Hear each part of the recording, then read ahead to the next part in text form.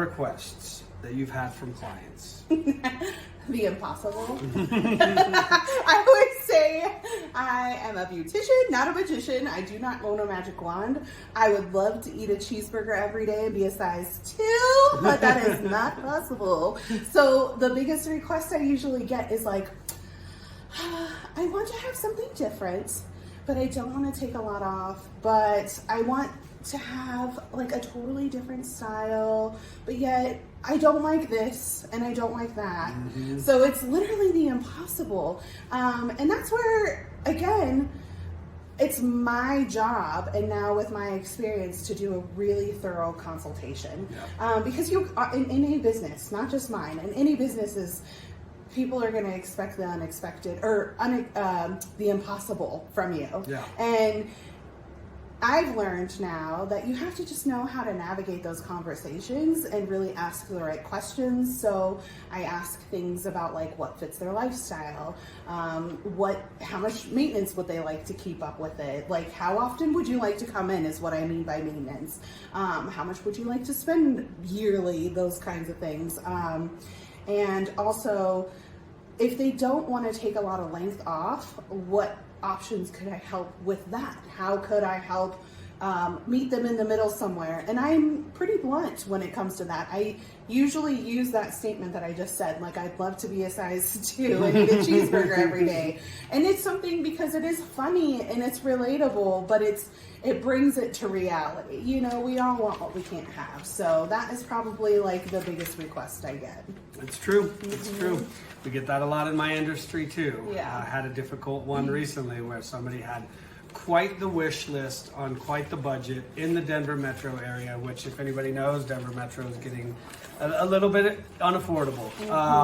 But we were able to make it happen by really figuring out what their why is, what their desires are, what their lifestyle wanted to be, what was necessary to be close to them. And we found them almost everything on their wish list within their budget. So it's having the conversation. Yeah, man. It's having the conversation. This is good. I try. So we're getting near the end here. Is there anything exciting going on here at His and Her Salon that you would like your customers to know about? Yeah, so I know Morgan knows this. I recently got certified in doing hand-tied hair extensions about a year ago, and being the perfectionist I am, I don't advertise that a lot at the moment, just because I have to practice a lot, and I need to feel good about things that I'm doing in order to provide those as services. And now I'm finally at a space where I've done enough, I've practiced enough, I'm ready to kind of launch that part of my business. So myself and my stylist, Jolene, we've both been certified. I actually became an educator because I like to actually educate now, even though I never liked education. Now I do. And so yeah, I'm an educator for hand-tied hair extensions for other stylists who are licensed stylists. And I say that because it's important to know you have to be a licensed hairstylist to get any services done in our industry, in the hair and skin, any of that. That's a whole other, I could go on about that. But anyways, yes, that's something that is probably the most, I feel really excited about, because again, it was one of those leaps that I took. It was very unfamiliar for me. I was really scared to do it. I had a lot of self-doubt about it, and now I finally feel confident in it. So we're doing more of that here in our salon, which has been awesome. Yeah, no, I love it, and that's a huge additional service to add because it's a desirable service these days for sure. So amazing. Last question, and I think this is a fun one.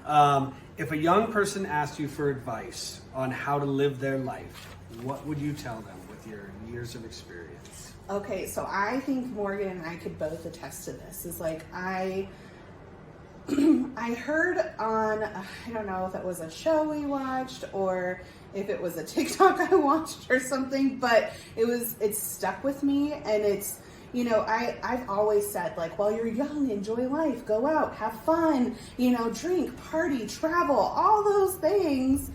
But the reality is now that I'm getting older, my body doesn't love me as much standing behind the chair as long. My knees hurt more, my wrists hurt more.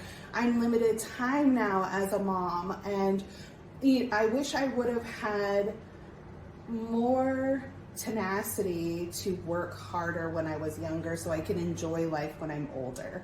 And I feel like such a cliche being one of those people saying like, I wish I knew then what I know now, but that's the truth, is like I want to work more now that I'm older, and I can't because my schedule is limited by being a mom, or I'm physically limited sometimes with how long I can stand behind a chair. So I would just definitely say, while you're young, work freaking hard, invest, save, and real estate. I talk about real estate a lot with my young clients because they're always scared to buy. And I always say the statement that I learned actually from another real estate friend of mine who says the best time to buy was yesterday, and the next best time to buy is today. And it's true, you guys, because the one asset that I have in my life now is my home, and it took me until I was 31 years to get it. And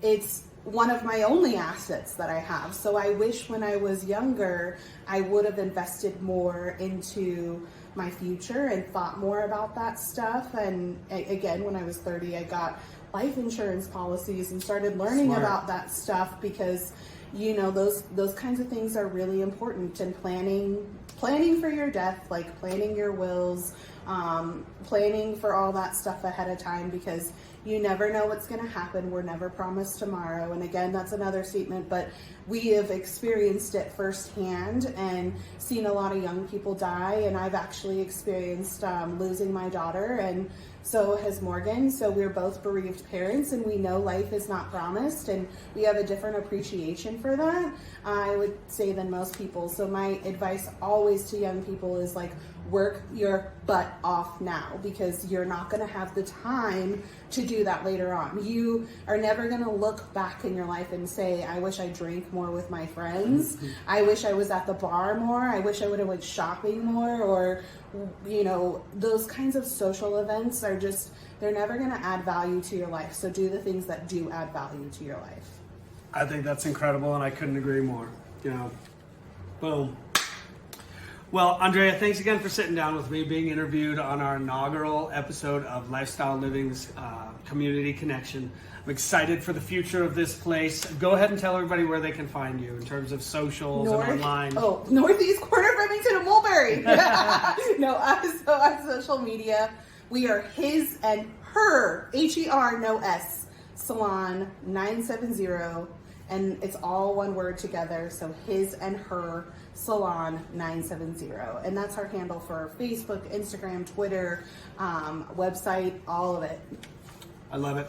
Well, thanks again. I'm Morgan Merriman, Remax Alliance, realtor at Remax Alliance.